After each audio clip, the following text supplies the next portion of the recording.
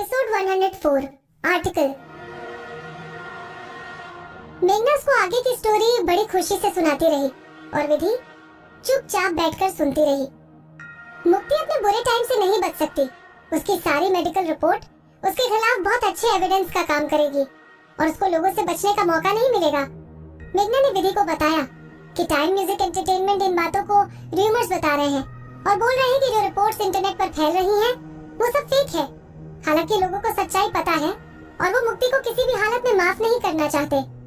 काफी सारे media representative जैसे कि TV station, radio station, newspaper और मैगजीन्स वालों ने मुक्ति के शूट्स को कैंसिल कर दिया है और उसकी डेब्यू एल्बम के पैसे वापस कर रहे हैं। बल्कि मन्नत परफ्यूम ने भी अपनी सारी कमर्शियल को डोमिनेट कर दिया है। किसी ने मुक्ति के खिलाफ ऑनलाइन एंटरटेनमेंट फोरम बनाया है जिस पर न जाने कितने फैंस ने मुक्ति को क्रिटिसाइज करना शुरू कर दिया है। मेघना ने विधि को बाकी इन्फॉर्मेशन दी। असल जिंदगी में भी सब लोग किसी नीचे गिरे हुए इंसान को नीचे दिखाना पसंद करते हैं, स्पेशली जब उस इंसान का बुरा वक्त चल रहा हो। ऐसा ही कुछ विधि और मुक्ति के केस में हुआ। मुक्ति के कहने पर लोगों ने विधि को बहुत नीचा दिखाया और अब वही लोग मुक्ति के साथ ऐसा कर रहे थे। कुछ डाई हार्ट फैंस तो मुक्ति की सच्चाई पता लगाने के लिए उसके पुराने हॉस्पिटल तक चले गए जहां मुक्ति के हार्ट का ऑपरेशन हुआ था।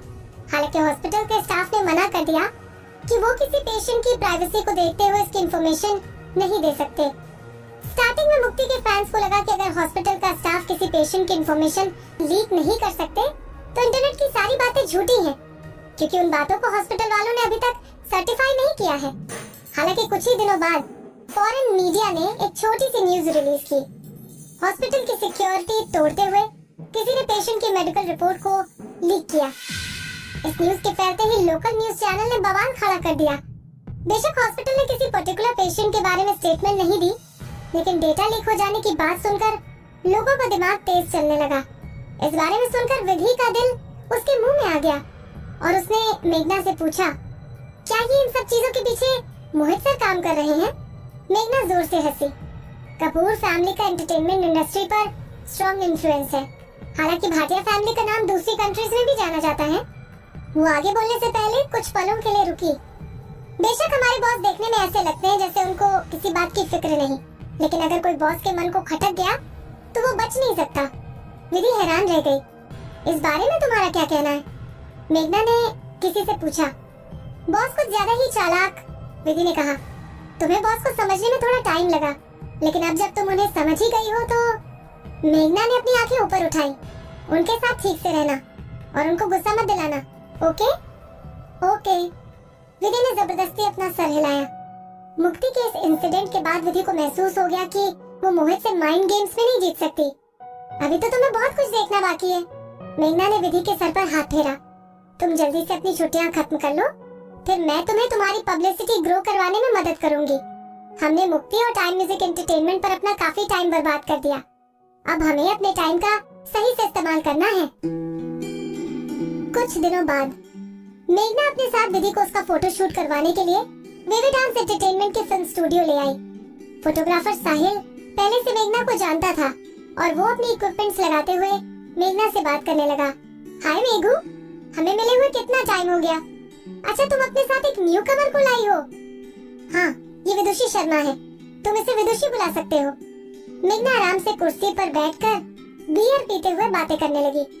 तुम्हें स्टिल फोटोज के 2 सेट्स लेने हैं और ध्यान रखना कि फोटोज नेचुरल लगनी चाहिए, लेकिन उन फोटोज में विदुषी का एलिगेंस खत्म ना हो। ये photo exclusive star entertainment weekly के लिए जाएंगी। वीकली एक्सक्लूसिव स्टार एंटरटेनमेंट के लिए फोटो लाइट्स को एडजस्ट करते हुए साहिल ने मेघना की बात को दोहराया।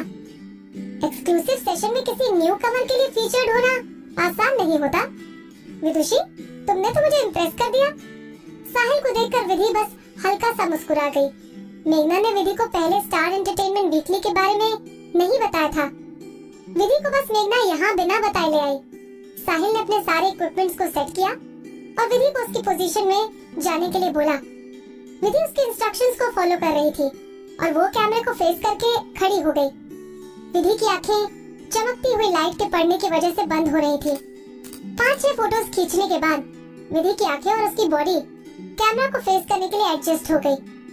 स्टूडियो में पूरी तरह से शांति थी और साहिल के ऑर्डर पर फोटोशूट स्टाफ इक्विपमेंट्स को मूव किए जा रहे थे।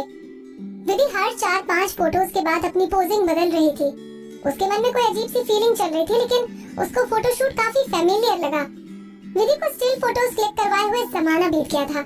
हालांकि इसके अलावा विधि की बॉडी कैमरा के सामने अच्छे तरीके से प्रेजेंट कर रही थी।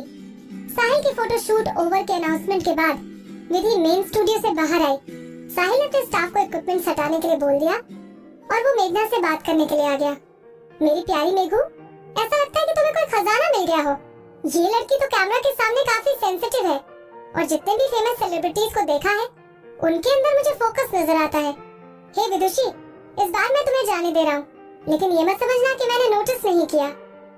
वो पीछे की तरफ मुड़ा और विधि की तरफ पॉइंट आउट करके बोला, बेशक तुम अपनी आंखों की वजह से अट्रैक्टिव लग रही हो, लेकिन काम करते हुए थोड़ा फोकस रहा करो, ओके? विधि ने नजर झुकाकर अपना सर हिला दिया। मेघना ने उसकी तरफ देखा और उसके सर पर हाथ फेरते हुए बोली, तुम्हें ज्यादा परेशान होने की जरूरत नहीं है। वैसे भी हम स्टार एंटरटेनमेंट वीकली के लिए तुम्हारी रियलिस्टिक इमेज को ढूंढ रहे थे। फोटो में थोड़ा बहुत सिली लगना चल जाएगा। सिली लगना चल जाएगा? मेघना की ये बात विधि के दिमाग में घूमने लगी और वो साहिल को हंसते हुए देख रही थी। कुछ दिनों बाद विधि को समझ में आ गया कि मेघना ने ऐसा क्यों कहा था। स्टार एंटरटेनमेंट वीकली के न्यू एडिशन में विधि के बारे में प्रोजेक्ट आर्टिकल लिखा हुआ था, जिसके साथ उसकी कुछ फोटोज प्रिंट हो रखी थी। फोटोज में डिम लाइटिंग की वजह से विधि का लुक क्लासिक लग रहा था। आर्टिकल की हेडिंग भी काफी यूनिक थी, साइलेंस इज अ वर्च्यू। इस आर्टिकल की ऑथर सिया चतुर्वेदी थी, जो कि एंटरटेनमेंट इंडस्ट्री की एक जानी पहचानी रिपोर्टर मानी जाती थी। सिया बेबाक रिपोर्टर्स में से एक थी। सिया ने वो सब कुछ लिखा जो मुक्ति ने विदुषी के डेब्यू करने के बाद से किया। सिया ने अनिरुद्ध और विदुषी के रिलेशनशिप को लेकर अपना पर्सपेक्टिव अपने आर्टिकल में लिखा। आर्टिकल में साफ साफ लिखा हुआ था कि किस तरह लोगों ने अनिरुद्ध और विदुषी के प्रोफेशनल रिलेशनशिप को गलत तरीके से समझा। सारे इंसिडेंट को मिलाकर सिया ने सबसे ज्यादा अटेंशन और डिटेलिंग अपने लास्ट वाले पैराग्राफ में की। सिया ने लिखा कि क्यों विदुषी ने मुक्ति को चाटा मारकर छोटे आर्टिस्ट को डिफेंड किया। मुक्ति ने अपनी हरकतों की एक्सप्लेनेशन किसी को इसीलिए नहीं दी क्योंकि वो जानती थी कि अगर वो इस बात को सामने आने देगी तो वो लोगों के सामने बुरी बन जाएगी। सिया ने मुक्ति की हरकतों को अपने पर्सपेक्टिव से एक्सप्रेस किया। सिया ने लिखा कि विदुषी ने सिचुएशन को अकेले संभाल कर बड़ी बहादुरी का काम किया। विदुषी की चुप्पी ने दूसरे आर्टिस्ट को अच्छाई और बुराई को समझने का मौका दिया। शुरुआत से आखिर तक पूरे आर्टिकल में विदुषी की तारीफ बहुत ही कम की गई थी और दूसरे लोगों की हरकतों पर बहुत ही कम बात थी। जिस स्टाइल में सिया ने इस आर्टिकल को लिखा था वो स्टाइल उसका नहीं था। सिया अपनी राइटिंग के दम पर लोगों के दिमाग से खेलने के लिए जानी जाती है और उसे जरा भी फर्क नहीं पड़ता कि उसके आर्टिकल या फिर उसकी बातों से एंटरटेनमेंट इंडस्ट्री का कोई भी आदमी ऑफेंड हो रहा हो। आज तक सिया ने जितनी बार भी स्टार एंटरटेनमेंट वीकली में अपने आर्टिकल लिखे वो सब डीप और नॉलेजफुल थे। सिया के हर आर्टिकल में कुछ न कुछ ऐसा सरकास्टिक होता था जिससे इंडस्ट्री का कोई आर्टिस्ट जरूर जलता था। हालांकि इस बार सिया ने अपने आर्टिकल से किसी को नाखुश नहीं किया और यही बात लोगों को समझ में नहीं आ रही थी।